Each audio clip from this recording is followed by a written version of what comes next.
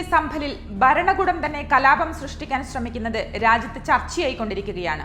സംഭലിലെ ഷാഹി മസ്ജിദിലെ സർവേയെ തുടർന്നുണ്ടായ പോലീസ് വെടിവെപ്പിൽ 5 പേർ കൊല്ലപ്പെട്ട സംഭവം മൂടിവെക്കാനുള്ള UP സർക്കാരിന്റെയും അതിന് പിന്തുണ നൽകുന്ന കേന്ദ്ര സർക്കാരിന്റെയും നീക്കം രാജ്യത്ത് അസ്വസ്ഥതകൾക്ക് കാരണമായിട്ടുണ്ട്.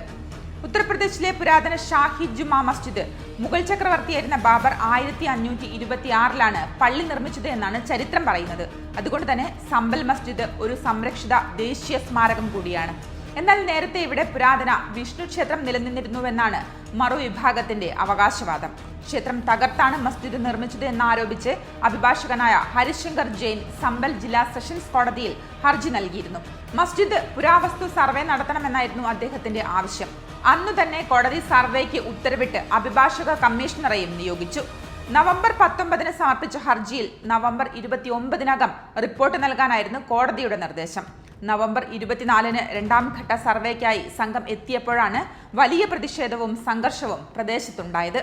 ആർക്കിയോളജിക്കൽ സർവേ ഓഫ് ഇന്ത്യക്കാണ് സർവേ നൽകാൻ അനുമതി നൽകിയതെങ്കിലും കമ്മീഷണറുടെ നേതൃത്വത്തിൽ ഒരു സംഘം ഉദ്യോഗസ്ഥർ സർവേക്കായി എത്തിയതാണ് പ്രദേശവാസികളെ പ്രകോപിപ്പിച്ചത്. തുടർന്ന് നടന്ന വെടിവെപ്പിൽ 5 പേർ കൊല്ലപ്പെട്ടതും രാജ്യവ്യാപക പ്രതിഷേധങ്ങൾക്കിടയാക്കി. തീർത്തും സമാധാനപരമായ പ്രദേശമാണ് മണിക്കൂറുകൾ കൊണ്ട് സംഘർഷഭൂമിയായി മാറിയത്. ഇന്ത്യ സ്വതന്ത്രമായ 1947 ഓഗസ്റ്റ് 15 ആരാധനാലയങ്ങൾ ഏതു മതവിഭാഗത്തിൻ്റെതായിരുന്നോ അത് നിലനിർത്തണമെന്നാണ് 1991 നിയമവ്യവസ്ഥ. ബാബറി മസ്ജിദിന് മാത്രം ഇളവുണ്ടായിരുന്ന ഈ നിയമം മറികടന്ന് മസ്ജിദിന്റെ അധികാരം സംബന്ധിച്ച് തർക്കം ഉയർത്തുന്നതിന് പിന്നിൽ BJPയുടെ വോട്ട് ബാങ്ക് രാഷ്ട്രീയമാണ് എന്നതിൽ തർക്കമില്ല. വർഗീയ ധ്രുവീകരണം നടത്തി മുസ്ലിം ഇതര വോട്ടുകൾ ധ്രുവീകരിക്കുകയാണ് BJP ലക്ഷ്യം വയ്ക്കുന്നത്.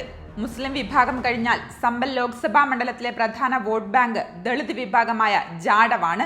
ഇവിടെ BJPക്ക് വിജയിക്കണമെങ്കിൽ മുസ്ലിം വോട്ടുകൾ ഭിന്നിക്കണം.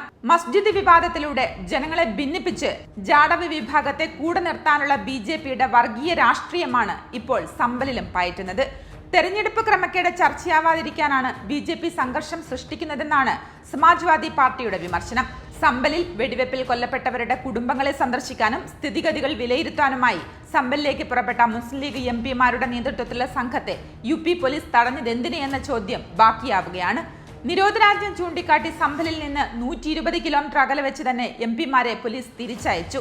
ഏറ്റവും ഒടുവിൽ ഇന്ന് സംഘർഷഭൂമി സന്ദർശിക്കാനെത്തിയ ലോക്സഭാ പ്രതിപക്ഷ നേതാവ് രാഹുൽ ഗാന്ധിയെയും ഒപ്പമുണ്ടായിരുന്ന പ്രിയങ്ക ഗാന്ധി MPയെയും പോലീസ് തടഞ്ഞു.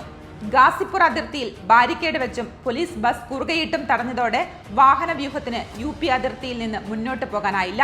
2 മണിക്കൂറിലധികം പ്രദേശത്ത് കാത്തുനിന്നെങ്കിലും അനുമതിയില്ലാതെ കടത്തിവിടാൻ കഴിയില്ല എന്ന നിലപാടിൽ പോലീസ് ഉറച്ചുനിന്നു. പ്രതിപക്ഷ നേതാവിന് പോലും പ്രവേശനം നിഷേധിച്ച BJP സർക്കാരിന്റെ നിലപാടിൽ കടുത്ത പ്രതിഷേധമാണ് രാജ്യത്തിന്റെ വിവിധ കോണുകളിൽ നിന്ന് ഉയരുന്നത്. ഭരണഘടനാപരമായ അവകാശമാണ് ലോക്സഭാ പ്രതിപക്ഷ നേതാവിന് നിഷേധിച്ചിരിക്കുന്നത്. മസ്ജിദുകളുടെ അടിത്തറ തോണ്ടി രാജ്യത്ത് വർഗീയത വളർത്തി ഭരണം നിലനിർത്താനുള്ള സംഘപരിവാറിന്റെ കുടില രാഷ്ട്രീയത്തിനെതിരെ രാജ്യത്തെ പ്രതിഷേധം കനക്കുകയാണ്.